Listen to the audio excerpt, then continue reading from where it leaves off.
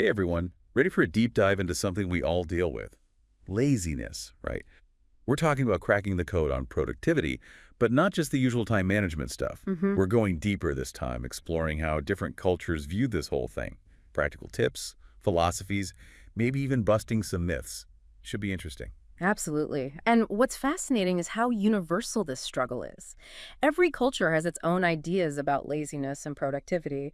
So by exploring all these different angles, we can maybe see the bigger picture, and who knows, maybe even find some surprisingly useful tricks along the way. One thing that really hit me in our research was this idea of taking full responsibility. Like there's this quote, it's kind of blunt, but it makes you think, nobody is coming to save you. Oh, I like that. Yeah, it's like, all right, no knight in shining armor to rescue me from my to-do list, right? It's so easy to blame everything else, isn't it? Oh, I'd be productive if my desk wasn't a disaster, or if I didn't have a million emails. But honestly, those things might always be there, right? The real key is how we choose to react, even in the middle of it all. It's funny how often we create those perfect conditions in our minds. Like when X happens, then I'll be productive. hmm But what if those little inconveniences, those were actually chances to grow? And that actually reminds me, one theme that kept popping up was how much our comfort zones can hold us back. Ever heard the saying, a comfort zone is a beautiful place, but nothing ever grows there? So true. And it's not about seeking out discomfort just for fun, right?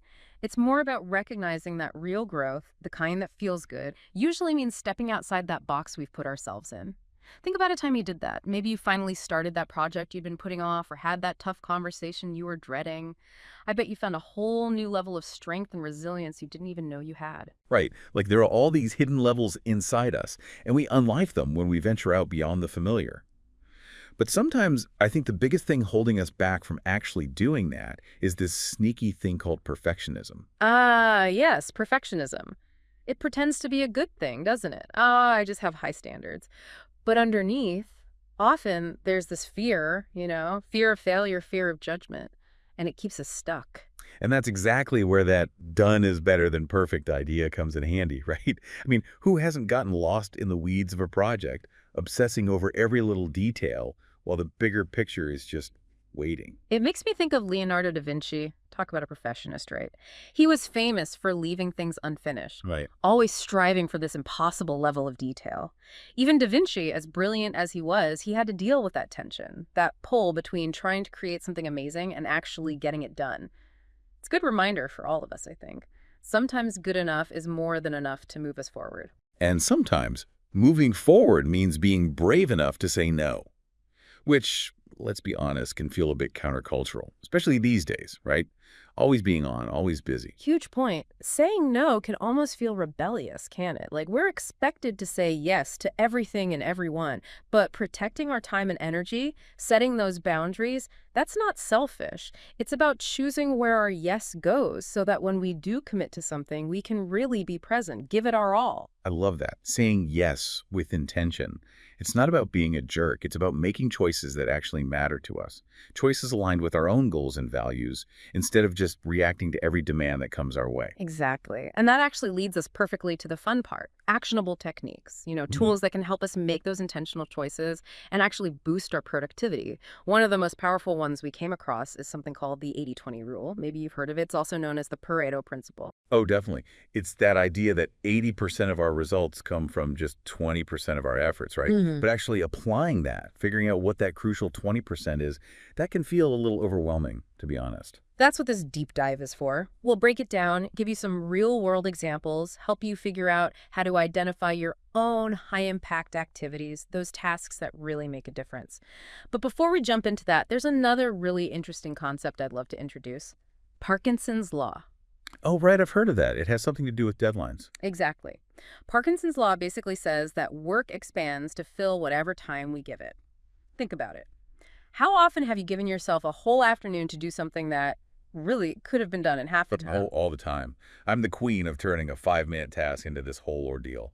Right. It's like our brains are wired for drama, even when it comes to the smallest, most boring stuff. Seriously. Yeah. So how do we outsmart our own procrastination? Because knowing about Parkinson's law, that seems like it could be really useful. Like if we set tighter deadlines for ourselves, maybe we can trick ourselves into getting things done faster. Exactly. Instead of giving yourself all week to write that report, try giving yourself 3 days. You might be surprised how much more focused and efficient you become when you have that little bit of pressure. It's like work expands to fill the time available. Right.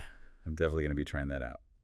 Okay, speaking of interesting productivity stuff, I have to say I was fascinated by the research on Japanese techniques, for living a more purposeful life, finding more balance. It wasn't even just about getting stuff done.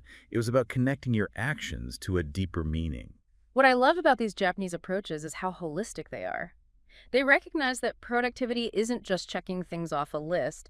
It's about living a life that really reflects what you value, what you're passionate about, finding your purpose. Right? Like the concept of ikigai, finding your reason for being. It's not about finding a job you can tolerate. It's about finding that sweet spot where what you're good at and what you love to do actually meet a need in the world. Yes, it's like a Venn diagram, right? Yeah. Your passions, your skills, and what the world needs. Ikigai is that center point where it all overlaps. Doing work that you're good at, that you enjoy, and that makes a real difference. It's like when you get so lost in something, you lose all track of time. It doesn't even feel like work anymore. And it made me think, even if we can't find that perfect ikigai in every part of our lives, we can still look for those elements in our work, our hobbies, even just our daily routines. Absolutely. Even making small changes can have a big impact. For example, the Japanese principle of Kaizen, that idea of continuous improvement, can be really powerful. Don't try to change everything overnight. Just focus on making small, gradual improvements over time. So instead of freaking out about cleaning my entire house, which usually leads to me doing absolutely nothing, I could start by just decluttering one small area each day. Exactly. And each small win gives you momentum, right? It motivates you to keep going, to tackle bigger challenges. And don't underestimate the power of nature. Shinrin-yoku, or forest bathing, is another Japanese practice, just being in nature, really immersing yourself in it. Studies have shown that it can lower stress, improve focus, even boost your creativity. I am here for more nature walks. It's amazing how restorative even a short walk can be.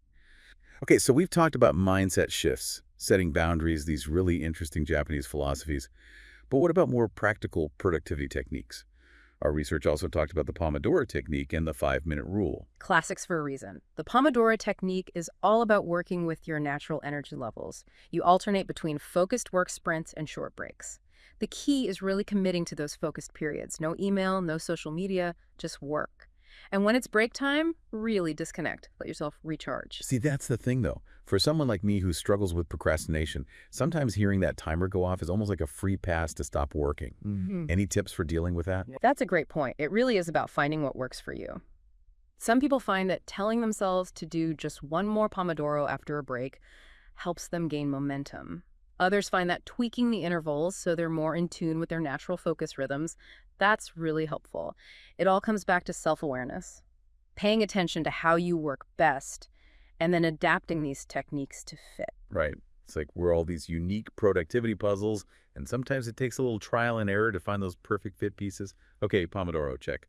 What about the 5-minute rule? That one always sounds good in theory, but I'll admit, I struggle to actually make it a habit. The 5-minute rule is great because it's so simple. If something takes less than 5 minutes, do it right then. Don't even bother writing it down, just get it done. Answering a quick email, filing some papers, even just doing a quick tidy up of your workspace. It's funny how those tiny tasks, they seem so insignificant on their own, but somehow they always manage to pile up into this overwhelming mountain of stuff to do. Exactly. And that feeling of being overwhelmed, it can be paralyzing. But when we tackle those small things right away, it prevents them from turning into mental clutter.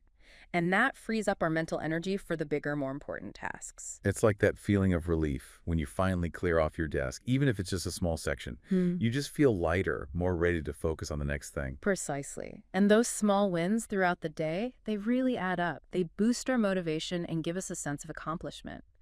But remember, it's not just about external tools and tricks. Our research also highlighted the importance of self-reflection, taking the time to understand our own patterns, our motivations, even our potential pitfalls. This is where it gets really interesting, right? It's not just about doing. It's about understanding why we do the things we do or why we don't do the things we want to do.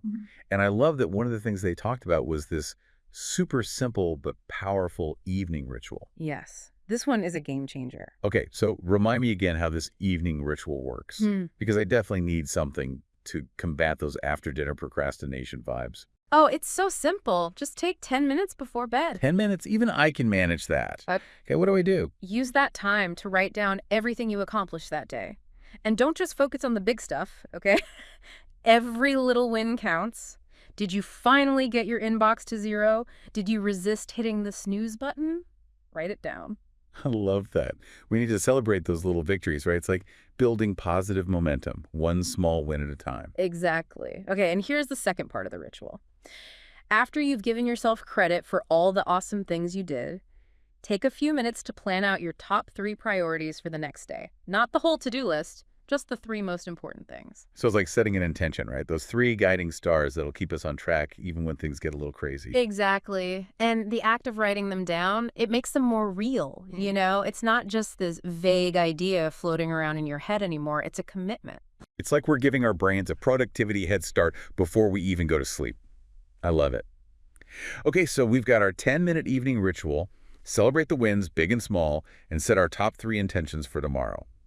What else can we do to shift from that, ooh, I'll get to it someday mindset to actually making those dreams a reality? Well, our research ended with this really thought-provoking question. It really makes you think about your priorities. Ready for it? Hit me. Okay, imagine this. If you knew you only had 1 year to achieve your most important goal, how would you approach each day differently? Wow, okay. That's a powerful question. It makes you realize that tomorrow isn't guaranteed, is it? It's so easy to get caught up in the day-to-day, to tell ourselves we'll get to the important stuff someday when we have more time or money, whatever it is we think we need. But this question, it cuts through all that, forces us to face what really matters. Because what's the point of making the most of our time if we're always putting our dreams on hold? Right. Exactly. It's not about becoming some kind of productivity robot working ourselves to the bone. It's about making choices that are in line with what we value. Finding the joy in the process, even when it's messy and imperfect. Creating a life that feels meaningful. So maybe the real key isn't waiting for the perfect moment to start. It's about starting before we feel ready. Embracing the messy middle. Finding the joy in those small, everyday victories. Yes. And you know what? That thing you've been putting off, maybe it becomes your ikigai. The thing that lights you up that makes all the difference. I love that.